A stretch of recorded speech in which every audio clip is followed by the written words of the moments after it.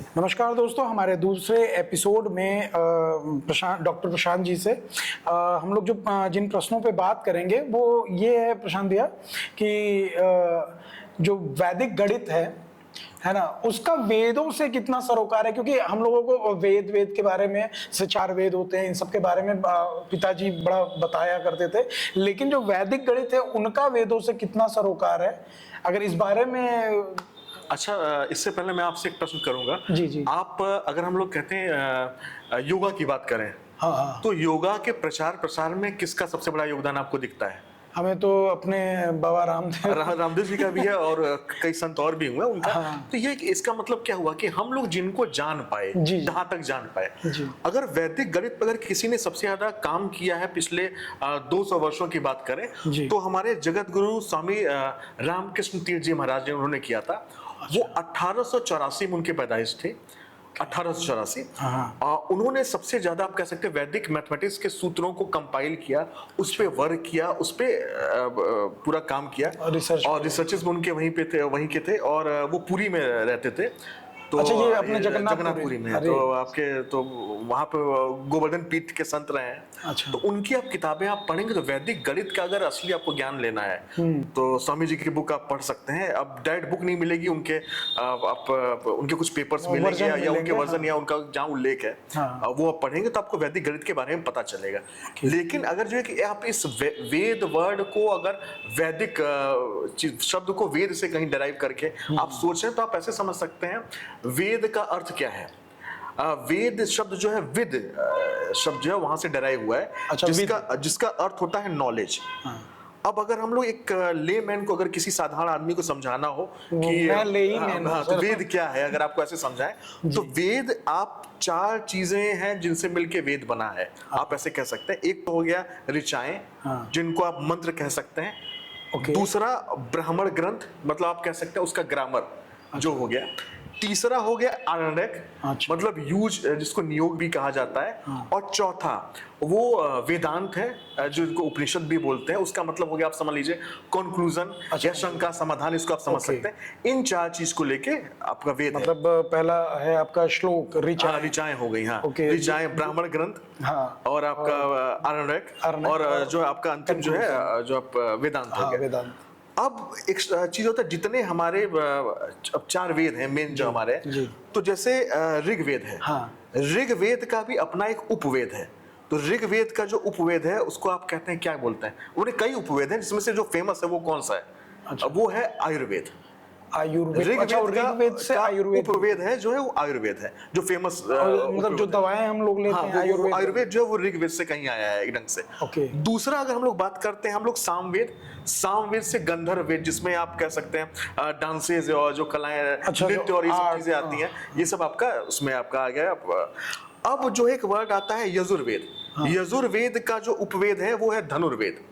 धनुर्वेद का मतलब हो गया कैसे शासन प्रशासन संभालना है। अच्छा। या धनुर्विद्या, फाइट और ये सब चीजें आप देखते हैं, डिफेंस, ये सब चीजें आपको मिल। अब अंतिम जो आता है, जो मैथमेटिक्स का जो कह सकते हैं मेजर जो आप कहेंगे, वो है अथर्ववेद। अथर्व जो है, इसका जो है उपवेद है आपका स्थापत्य वेद। स्थापत्य वेद के अलावा भी कई चीजें उसमें मिल सकती हैं, जैसे आप वास्तु शास्त्र है। अच्छा। तो अथर्ववेद से काफी कुछ लिया गया है वो चीजें। अच्छा। वो उसका vastu it comes under Atharvaveda, आप ऐसे समझ सकते हैं। जो वास्तु शास्त्र अथर्ववेद से है वो यार। ये बाकी चीजें आपकी, जैसे आप रेखा गणित, हम लोग ज्योमेट्री की चीजें बात करते हैं, आपका एस्ट्रोनॉमी की बात करते हैं, एस्ट्रोलॉजी की बात करते हैं, ये जो मेजर पोर्शन है अथर्ववेद में।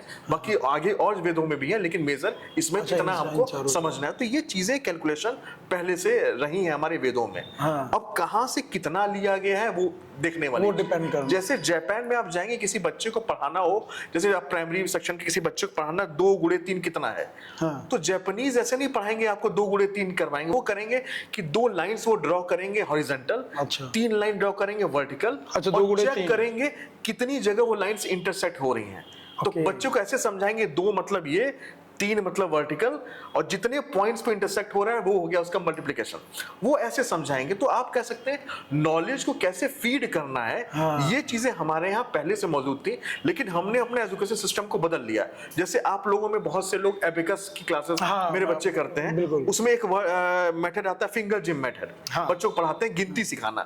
तो गिनती आप समझिए, हमारे पास 10 उंगलियां हैं, तो 10 उंगली से आप कितना गिन सकते हैं? आप कहते हो ना कि हाँ 10 गिन लिया, कई लोग यहाँ से गिनते हैं, ऐसे गिनते हैं। लेकिन आप फिंगर जिम मेथड में सिंपल मेथड है, आप 1 से लेकर 99 तक की गिनती गिनवा सकते हैं। कैसे? आप ये 1 2 3 4 इसको 5 बोलते हैं, ये 6 हो गया, ये 7, ये 8, ये 9 हो गया, अच्छा। ये 10 हो गया, ये 11 12 13 14 15 16 17 18 19, ये 20 हो गया, 21 22 23 24 25 26 27 28 29 हो गया, अब 30 हो गया।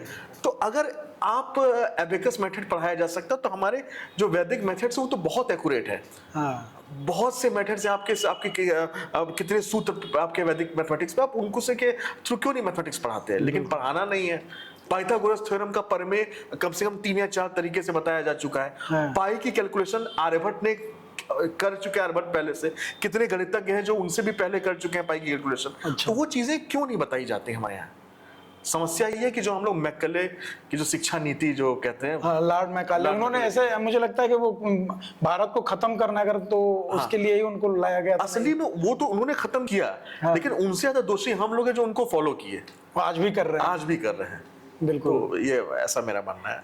अच्छा, ये एक हनुमान चालीसा में भी, बहुत सारी फिल्मों में भी दिखाया है कि एक कैलकुलेशन है जिससे कि पृथ्वी की दूरी जो सूर्य से है, तो वो एक्चुअल में कितना एक्यूरेट है और क्या है? आप ऐसे समझ सकते हैं, हम लोग हनुमान चालीसा जब पढ़ते हैं, नहीं होता कि युग सहस्त्र योजन पर भानु, हम योजन बार-बार हम योजन बोल देते हैं कि योजन है, क्योंकि हम लोग अयोध्या हम लोग अयोध्या बोलते हैं। ये अशुद्धि है लेकिन मुंह से निकल जाता है। तो युग सहस्त्र योजन पर भानु, लील्योताई मधुर फल जानो, मेन ये आपको ऐसे कहना चाहिए।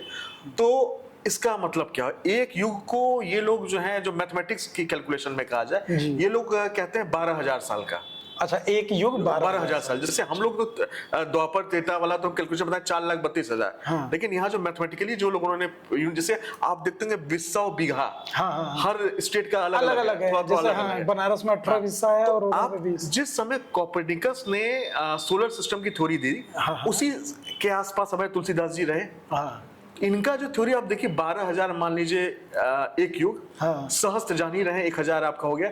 योजन का मतलब हो गया आपका आप समझ लीजिए 8 मील हो गया। 8 मील का उसमें 1.6 से मल्टीप्लाई किए तो किलोमीटर हो गया। आप सबको मल्टीप्लाई कर लेंगे तो एक जो डिस्टेंस मिलेगी वो काफी हद तक करीब है, जो सूर्य से लेकर पृथ्वी की दूरी तक है। तो तुलसीदास जी के समय कोई सैटेलाइट नहीं था, वो साइंटिस्ट नहीं थे, वो मैथमेटिक्स कितना पढ़े रहे होंगे आप जानते हैं, लेकिन फिर भी उनकी जो कैलकुलेशन है बहुत एक्यूरेट है। अच्छा, तो ये कैलकुलेट उन्होंने ही किया होगा या उनके समय में किसी का रहा होगा? वो हो सकता है वो कहीं से वो पहले कोई पुस्तकों को पढ़ा हो, लेकिन उनको तो दिव्य ज्ञान प्राप्त था, हम लोग ऐसा मानते हैं। तो ये हो सकता है वो कहाँ से पढ़े, ये मैं नहीं कह सकता कहाँ से डिराइव किए, लेकिन उन्होंने ये बोला। अच्छा, वो काफी एक्यूरेट है, काफी हद तक एक्यूरेट है। क्या बात है, मतलब ये हमारे पुराणों में भी ऐसा रहा है कि मतलब 9 ग्रहों को बहुत पहले, जब भी नासा ढूंढे उससे पहले इन लोगों ने ढूंढ लिया। बिल्कुल बिल्कुल बिल्कुल। और ग्रह शांति और ये सब कराते रहे हैं। तो दोस्तों, बहुत बहुत धन्यवाद भैया, आप वैदिक गणित के बारे में इतना कुछ बताया हम लोगों को। मिलते हैं आप लोगों से एक अगले एपिसोड में नए सवालों के साथ। नमस्कार, धन्यवाद।